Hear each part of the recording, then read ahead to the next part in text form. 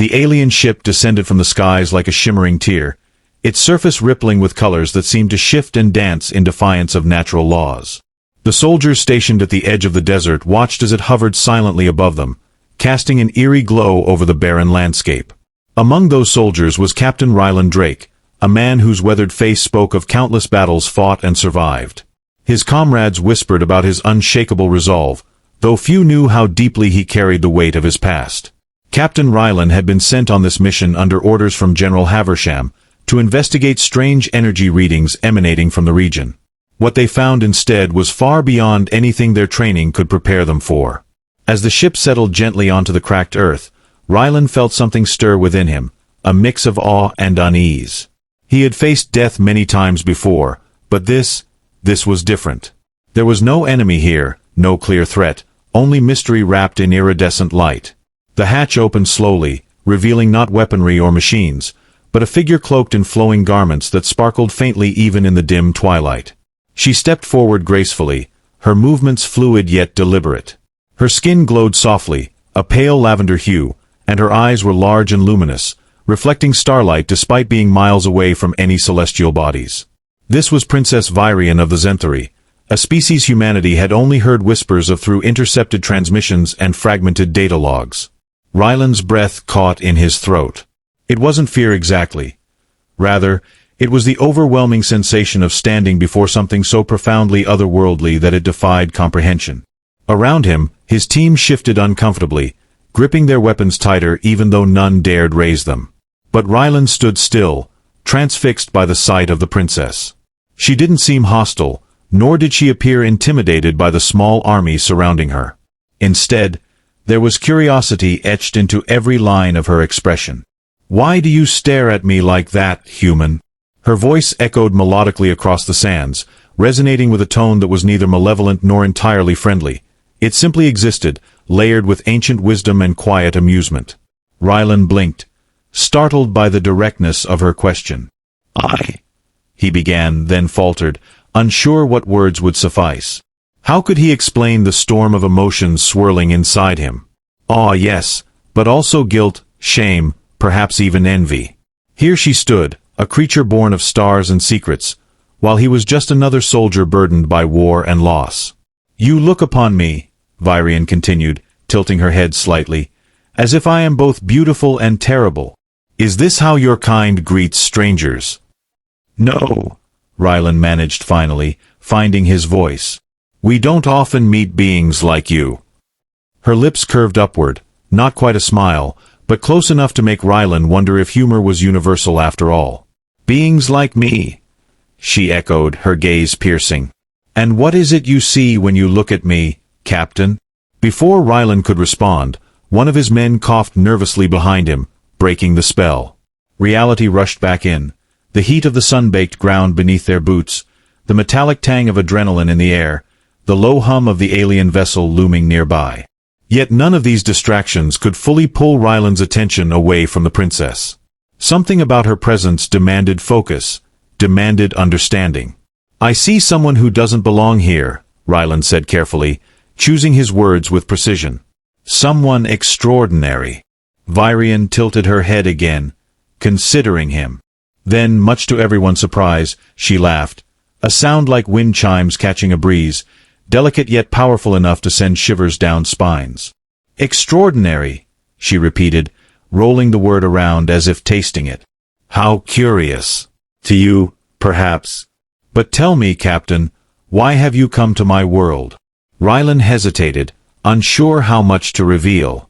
Was Earth's desperation for resources worth confessing to this being who radiated power without effort? Or should he play dumb, feign ignorance until reinforcements arrived? Before he could decide, Vyrian took a step closer, closing the distance between them. Her scent, sweet and floral, unlike anything he'd ever encountered, filled the space around him. "You humans are such fascinating creatures," she murmured, her voice softer now, almost intimate. "So fragile, yet driven by such fierce determination. Tell me, Captain, does your heart beat faster because of fear or because of hope?" The question hung in the air, unanswered, as the first gust of wind stirred the sand between them. As the moment stretched into silence, Ryland struggled to find footing in the conversation. He wasn't accustomed to feeling outmatched by words, least of all during encounters with unknown entities. Yet Princess Vyrian's presence, and her unnerving ability to peel back layers of his thoughts, left him unmoored. She stepped closer still, her luminous eyes narrowing slightly as though searching for something hidden deep within him. "You hesitate," she observed, her tone carrying the faintest trace of amusement. "Do humans always weigh their responses so carefully when speaking to royalty?" Ryland swallowed hard, acutely aware that every member of his squad was watching intently. Their guns remained trained on the ground, but tension crackled in the air like static electricity. "Your Highness," he began, trying to inject formality into the exchange, "we didn't know we'd be meeting anyone. We're explorers, not diplomats." Vyrian raised an eyebrow, her expression shifting from playful curiosity to something sharper. "Explorers," she echoed, her voice laced with skepticism. "You carry weapons larger than some of my people's homes. Your ships leave scars across space-time. And yet you call yourselves mere explorers." A ripple of discomfort passed through the assembled soldiers. One of them muttered under their breath, "She knows more than she lets on." Ryland shot the man a warning glance before turning back to Vyrian. Humor flickered briefly across her features, though it vanished as quickly as it appeared. "I won't deny we've made mistakes," Ryland admitted, his tone firm but respectful. "But not everything about us is destructive. Humanity has dreams too. We seek knowledge, connection." He trailed off, realizing how hollow those words might sound coming from someone clad in armor and flanked by armed troops. Vyrian studied him for a long moment, her gaze unwavering. Then, unexpectedly, she smiled, a genuine, radiant expression that softened her otherworldly features. "Dreams," she mused aloud. "Yes, I suppose that is true. Even the most flawed among the stars must dream, mustn't they?" Her words struck a chord within Ryland, stirring memories of nights spent staring at the heavens as a child, wondering if life existed beyond Earth. Those dreams had led him here, to this surreal confrontation with an alien princess who seemed equally intrigued by him. But there was no time for nostalgia. Reality pressed in relentlessly. "Tell me, Captain," Vyrian continued, leaning forward slightly, "what brings you to this barren wasteland? Surely not dreams alone." Ryland hesitated again, torn between honesty and caution. Finally, he opted for a middle ground. "We detected unusual energy signatures emanating from this area. Our leaders wanted answers." "And what will you do with these answers?" Vyrian countered swiftly, her voice sharpening once more. "Will you use them wisely, or will you turn them into weapons, as your kind so often does?" The accusation stung, hitting too close to truths Ryland preferred to ignore. Humanity's history was riddled with examples of discovery twisted into destruction. Still, he couldn't let her dismiss them outright. "Not all humans are the same," he argued, his voice rising slightly. "Some of us want peace. Some of us want to understand." Vyrian tilted her head, considering his words. For a moment, the battlefield-like tension eased, replaced by something akin to mutual curiosity. Then, without warning, she reached out and touched his armored shoulder. The contact sent a jolt through him, not painful, but electric, as though her very essence sparked against his mortality. "You intrigue me, Captain Ryland Drake," she said softly, her voice dropping to a near whisper. "Among your kind, you are rare indeed." Before Ryland could respond, a sudden commotion erupted behind him. One of the younger soldiers stumbled backward, accidentally discharging his weapon. The sharp crack of gunfire shattered the fragile calm, echoing across the desert like thunder. Everyone froze, including Vyrian, whose serene demeanor faltered for the first time since her arrival. "What is the meaning of this?" she demanded, her voice cold and commanding now. Gone was the playful curiosity. In its place stood a ruler ready to defend her domain. Ryland spun around, barking orders to stand down while simultaneously raising his hands in a gesture of peace toward Vyrian. "It was an accident," he shouted, his pulse racing. "No harm intended." The soldier responsible for the discharge looked pale and shaken, his weapon trembling in his grip. I'm sorry, sir," he stammered. I tripped. Silence. Virian's command cut through the chaos like a blade. She raised one hand, palm outward, and a shimmering barrier materialized around her, pulsating with energy. Her previously gentle demeanor transformed into something formidable, regal, and undeniably dangerous. Ryland's mind raced. If hostilities escalated, his team wouldn't stand a chance against whatever technology Virian wielded. Desperation surged within him as he turned back to face her. Please, he pleaded, his voice steady despite the turmoil inside. Let me fix this. Give me a moment to regain control. Virian regarded him coolly, her glowing eyes narrowed. You ask for patience, Captain, but actions speak louder than words. Prove to me that your intentions are pure, or prepare to face the consequences. Time seemed to slow as Ryland weighed his options. With Virian's defenses raised, diplomacy was the only viable path forward.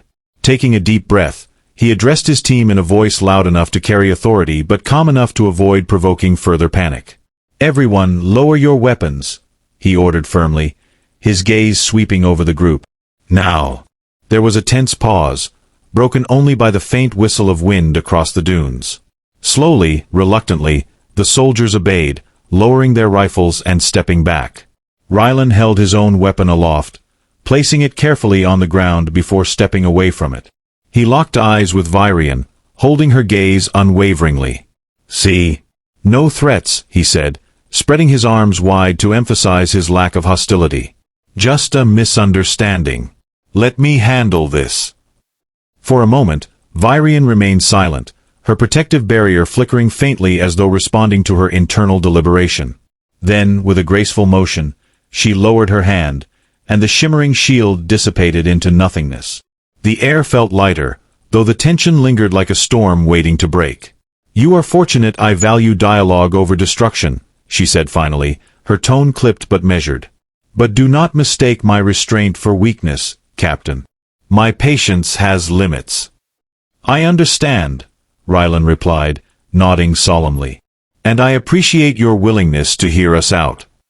Virian inclined her head slightly, acknowledging his words. Then, surprising everyone, she gestured toward the alien vessel behind her. Come, she said simply.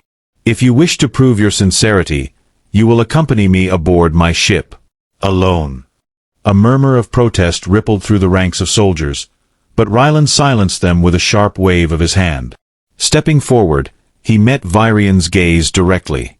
Very well, he agreed, his voice steady despite the knot of apprehension tightening in his chest. Lead the way. As they approached the ship, its surface shimmered invitingly, rippling like liquid metal under the fading sunlight.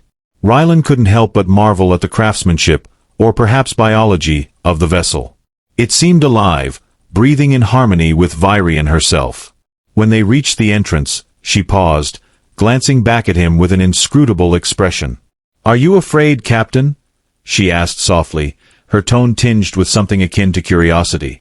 Afraid, Ryland echoed, managing a wry smile despite the gravity of the situation. Only fools wouldn't be scared walking into the unknown. But fear isn't always bad, it keeps us sharp. Virian chuckled lightly, the sound melodic and oddly comforting. Sharp minds are useful indeed, she remarked, stepping aside to allow him passage. Let us see how yours fares within the heart of my domain. With that cryptic statement hanging in the air, Ryland stepped through the threshold, leaving behind the familiar sands of Earth and venturing into a realm where human rules no longer applied. Inside the alien vessel, Ryland found himself enveloped in an environment that defied logic and reason. The walls pulsed rhythmically, emitting a soft luminescence that bathed the corridors in hues of violet and silver. Strands of light floated lazily through the air, resembling threads of silk dancing on an unseen breeze. The floor beneath his boots felt warm and pliable, almost organic, as though the ship itself were alive and aware of his presence. Each step sent subtle vibrations rippling outward, as if the structure responded to his movement. Virian led him deeper into the labyrinthine interior, her gait smooth and unhurried. She moved with the confidence of someone intimately familiar with every curve and corner of her domain. Occasionally, she glanced back at him, her luminous eyes assessing his reactions. Ryland did his best to mask his astonishment, but it was impossible not to feel awestruck. Everything about the ship, from the ambient hum that seemed to resonate in his bones to the faint aroma of ozone and flowers, was utterly foreign yet strangely inviting. "This is incredible," Ryland murmured, unable to contain his wonder any longer. "Is this technology, biology, or something else entirely?" Vyrian slowed her pace, allowing him to catch up fully. "It is all those things," she replied, her voice carrying a note of pride. "To the Zenthari, there is no distinction between what you call science and nature. Our creations are extensions of ourselves, born from both intellect and spirit. This ship is not merely a vessel, it is kin." Rylan absorbed her words, marveling at the implications. Humanity's advancements paled in comparison to the seamless integration of life and machine demonstrated here. "It's beautiful," he admitted, running a gloved hand along the wall. The surface rippled slightly under his touch, as though acknowledging the gesture. "It is functional above all else," Vyrian corrected gently, though there was warmth in her tone. "Beauty is a byproduct, not the purpose." They continued onward, passing chambers filled with crystalline structures that hummed softly, their surfaces etched with intricate patterns resembling constellations. In one room, a pool of liquid light shimmered invitingly, its surface rippling as though stirred by an invisible current. Rylan hesitated, captivated by the sight, but Vyrian urged him forward with a graceful wave of her hand. "Later," she said simply, sensing his fascination. "There will be time for explanations, if trust can be forged." Eventually, they arrived at what appeared to be the ship's central chamber. The room was vast, its ceiling arching high above them like the dome of a cathedral. Suspended in the center was a massive orb, translucent and glowing with shifting colors that mirrored the auroras Rylan had once seen in polar regions. Around the orb, smaller spheres orbited lazily, each emitting its own unique frequency of light and sound. The effect was mesmerizing, almost hypnotic. "This is the heart of my ship," Vyrian explained, gesturing toward the orb. "It is also the repository of my people's knowledge, a living archive, if you will." Ryland stared at the spectacle, his mind struggling to comprehend the sheer scale of information contained within such a construct. "It's breathtaking," he said finally, his voice barely above a whisper. "Does it hold answers to everything? The universe, existence?" "Not everything," Vyrian replied, her tone tinged with both reverence and caution. "But enough to guide us. Enough to remind us of our place among the stars." She turned to face him then, her expression serious yet open. "And now, Captain Ryland Drake, it is time for you to share your story. Why has humanity ventured so far into the unknown? What drives your kind to chase horizons that may never yield the answers you seek?" Ryland hesitated, feeling the weight of her questions settle heavily upon him. He had prepared for combat, for negotiations, even for betrayal, but not for this. Not for the raw vulnerability of standing before an alien princess and laying bare the soul of his species. Yet something in her gaze compelled him to speak, to offer truth rather than evasion. "We're explorers by nature," he began, his voice steady despite the whirlwind of emotions swirling inside him. "Curiosity drives us. Hunger for knowledge, for connection, even survival. Earth is finite, Your Highness. Its resources dwindle, its ecosystems falter. We look to the stars because we must. Because staying grounded risks extinction." Vyrian listened intently, her luminous eyes never wavering from his face. When he finished, she nodded slowly, as though processing his words. "Survival," she repeated, her tone thoughtful. "A noble pursuit, though fraught with peril. Tell me, Captain, when your kind ventures forth, do you bring only hope, or do you also carry destruction?" The question hung in the air, heavy and unyielding.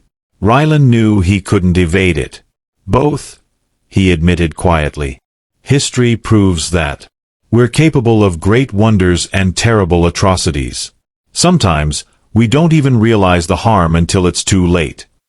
Vyrian studied him for a long moment, her expression unreadable. Then, to his surprise, she smiled, a sad, knowing smile that hinted at centuries of experience. "Perhaps that is why your kind fascinates me," she said softly. "You walk the line between creation and chaos, forever teetering, forever striving. It is admirable in its way." Her words struck a chord within Rylan, stirring a mixture of pride and humility. For the first time since stepping aboard the ship, he felt a flicker of genuine connection, a bridge forming between two vastly different worlds. "But admiration alone cannot sustain trust," Vyrian added, her tone sharpening slightly. "Actions define intent, Captain. Will humanity honor the sanctity of what lies beyond its reach, or will it consume indiscriminately?" Rylan met her gaze squarely, determination hardening his features. "That depends on choices," he replied. "On individuals willing to fight for balance. I can't promise perfection, but I can promise effort." Vyrian regarded him silently for a moment, then nodded. "Then let us begin with action," she said, turning back toward the glowing orb. "Show me what humanity is capable of, Captain. Prove to me that your dreams are worth preserving." Without another word, she extended her hand, inviting him to step closer. Rylan hesitated only briefly before moving to join her, the pulsating lights of the chamber casting shadows across his face. As they stood side by side beneath the shimmering expanse, he realized that this moment, this fragile, improbable alliance, might very well shape the future of two civilizations. And for the first time in years, he felt a spark of hope ignite within him. The decision to trust was not made lightly, nor was it free of doubt. As Rylan stood beside Vyrian, gazing into the glowing orb suspended before them, he wrestled with conflicting emotions. On one hand, the opportunity to forge a connection with an advanced alien species was unprecedented, an unparalleled chance to secure humanity's survival. On the other hand, the risk loomed large. What if this was a trap? What if Vyrian's seemingly benevolent demeanor concealed ulterior motives? Yet, as he glanced at her profile, the calm confidence etched into every line of her ethereal features, he found himself leaning toward faith. Perhaps it was naive, but something about her felt genuine. "I'll need access to your archives," Rylan said finally, breaking the silence. "Not just for myself, but for Earth. If we're going to work together, we need to understand each other fully." Vyrian turned to him, her luminous eyes narrowing slightly. "Access comes with conditions," she replied, her voice firm. "Knowledge is power, Captain, and power must be wielded responsibly. You will have limited oversight, my oversight." Rylan nodded, accepting the terms without hesitation. "Fair enough. But I'll also need to communicate with my superiors. They won't take kindly to being left in the dark." A flicker of amusement crossed Vyrian's face. "Your leaders sound predictable," she remarked dryly. "Very well. Arrange your communication, but ensure discretion. Trust is fragile, Captain, and I will not tolerate breaches." With that, she gestured toward one of the crystalline structures near the edge of the chamber. It pulsed faintly as she approached, and a holographic interface materialized in midair. Rylan followed her lead, marveling at the seamless blend of technology and intuition. Together, they worked to establish a secure link to Earth's command center, navigating protocols that felt as much spiritual as technical. Meanwhile, back on the desert sands, Rylan's team waited anxiously. Lieutenant Mara Kale, second in command and a seasoned strategist, paced restlessly, her sharp eyes scanning the horizon for any sign of trouble. Though disciplined and pragmatic, she couldn't shake the gnawing sense of unease that had settled over the group. The accidental discharge earlier had rattled everyone, and the absence of their captain only amplified tensions. "He shouldn't have gone in alone," Mara muttered under her breath, earning a nervous glance from Private Torin, the youngest member of the squad. "What happens if she turns on him?" Torin shifted uncomfortably, clutching his rifle tighter. "Do you think she'd hurt him, ma'am?" Mara sighed, running a hand through her short-cropped hair. "I don't know, kid. All I know is that aliens aren't exactly known for playing nice. And we're sitting ducks out here." Her words weren't meant to inspire fear, but they did little to reassure the already jittery soldiers. Determined to maintain order, Mara called for a perimeter sweep, instructing her team to stay vigilant while keeping their weapons holstered. No aggressive moves unless absolutely necessary, she emphasized. We're guests here, whether we like it or not. As the hours dragged on, the oppressive heat gave way to a biting chill, signaling the approach of nightfall. Stars began to emerge in the sky, their brilliance dulled only slightly by the lingering glow of the alien vessel. The contrast between Earth's familiar constellations and the mysterious craft before them underscored the enormity of their situation. Humanity had ventured into the cosmos countless times, but never had they encountered something so profoundly alien, and potentially transformative.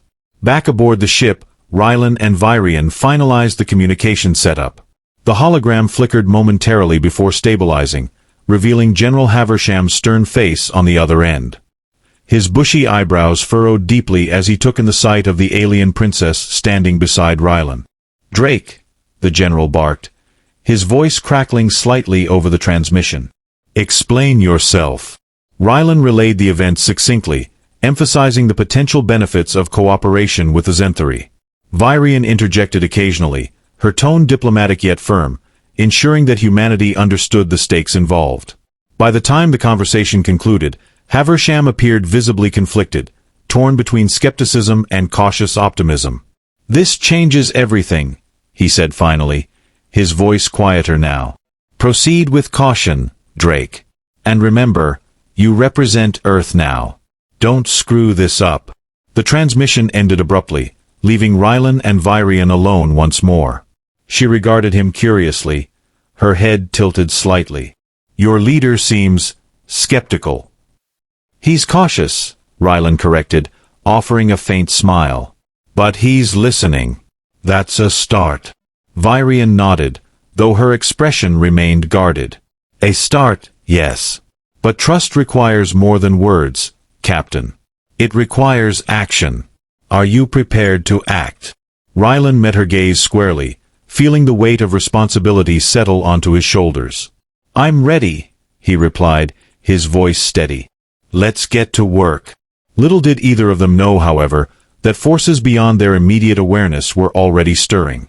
Deep within the alien vessel, subtle fluctuations in the orb's energy patterns hinted at anomalies, signals intercepted by distant observers who watched with keen interest.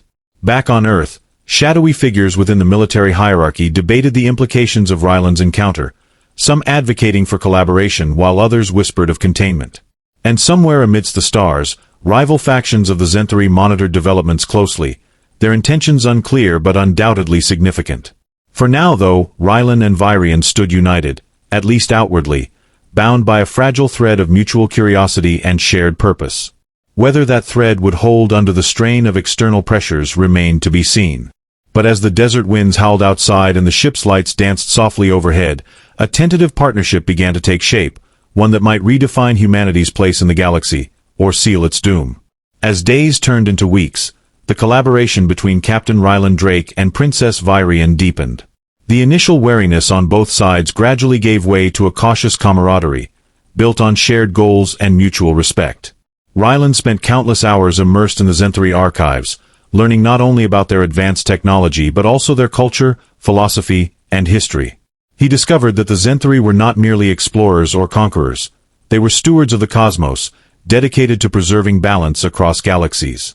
Their role was akin to guardianship, ensuring no species, no matter how ambitious, overstepped its bounds and disrupted the delicate harmony of existence. Vyrian, for her part, grew increasingly intrigued by Rylan's determination and sincerity.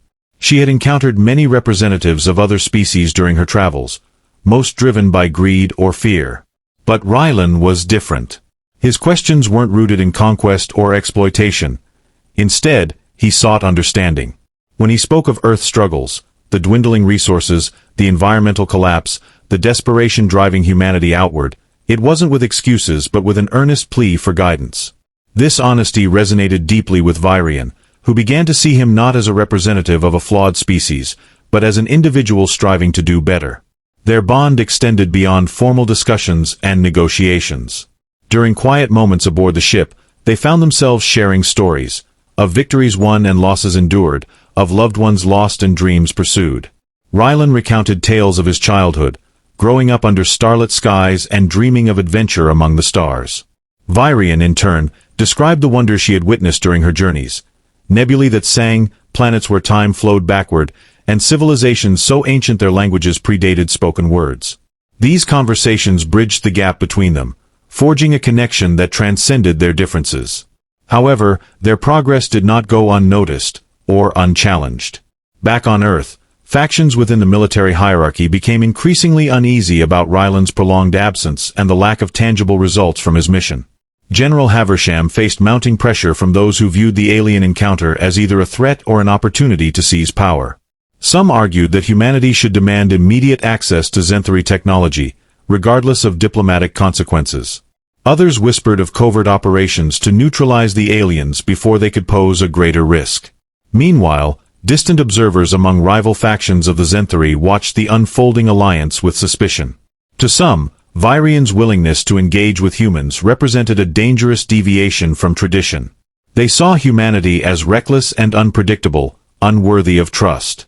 Whispers of intervention spread through the stars, carried by messengers tasked with assessing whether Vyrian's actions jeopardized the cosmic order. The first sign of trouble came during one of Ryland's routine updates with General Haversham. The transmission crackled with static, and when Haversham's face finally appeared, it was etched with tension. "Drake," he began without preamble, "we've intercepted communications suggesting hostile intent toward your position. An unidentified fleet is approaching your coordinates." Ryland felt a chill run down his spine. Hostile? From which side? Haversham hesitated, his expression grim. "Both, potentially. We're mobilizing reinforcements, but you need to prepare for the worst." Before Ryland could respond, the transmission cut off abruptly, leaving him staring at a blank screen. Beside him, Vyrian placed a reassuring hand on his shoulder. "Do not fear," she said softly. "My people have anticipated this possibility. We are ready." True to her word, the ship sprang to life around them, its systems humming with heightened energy. Panels lit up across the walls, displaying real-time data streams of incoming vessels, both human and Zenthari. Vyrian moved swiftly, issuing commands to unseen entities within the ship. It became clear that the vessel itself was semi-sentient, responding to her thoughts as much as her touch. Outside, the desert landscape transformed into a battlefield. Human ships descended from orbit, their engines roaring like thunder. Simultaneously, sleek Zenthari cruisers emerged from hyperspace, their forms shimmering with iridescent light. The standoff was palpable, each side poised for conflict. Ryland knew he had to act quickly. Striding out onto the sands, he raised his hands in a gesture of peace, addressing both fleets over a universal comms channel. "This is Captain Ryland Drake," he announced, his voice steady despite the chaos swirling around him. "I stand here today because I believe in the possibility of coexistence. Humanity is flawed, yes, but we are capable of growth, of change. And the Zenthari are not our enemies. They are our teachers. If we fight now, we doom ourselves to repeat the mistakes of the past. Is that truly what any of us want?" His words hung in the air, met initially with silence. Then, slowly, a response came, not from Earth's forces, but from the Zenthari fleet. A single cruiser detached itself from the formation and approached the ground, landing gracefully beside Vyrian's ship. From it emerged an elder Zenthari, his presence radiating authority and wisdom. He addressed Vyrian directly, his tone measured yet stern. "Princess Vyrian, your actions have sparked division among our kind. Yet," he paused, glancing briefly at Ryland, "yet perhaps there is merit in your vision. Let us hear the human's proposal." Encouraged by this olive branch, Ryland stepped forward. With Vyrian at his side, he outlined a plan for cooperation, a framework that would allow humanity to learn from the Zenthari while contributing their own strengths to the galactic community. Resources would be shared, knowledge exchanged, and safeguards implemented to prevent misuse. Most importantly, it would establish a foundation of trust, built brick by brick through continued dialogue and joint efforts. The elder Zenthari listened intently, his expression unreadable. When Ryland finished, he nodded slowly. "It is a bold vision," he said finally. "One fraught with risks. But perhaps risks are necessary for growth." With the Zenthari leader's endorsement, the tide began to shift. Earth's commanders, seeing the potential benefits of partnership over warfare, signaled their willingness to negotiate. Over the following days, representatives from both sides convened aboard Virian's ship, hammering out the details of a historic accord.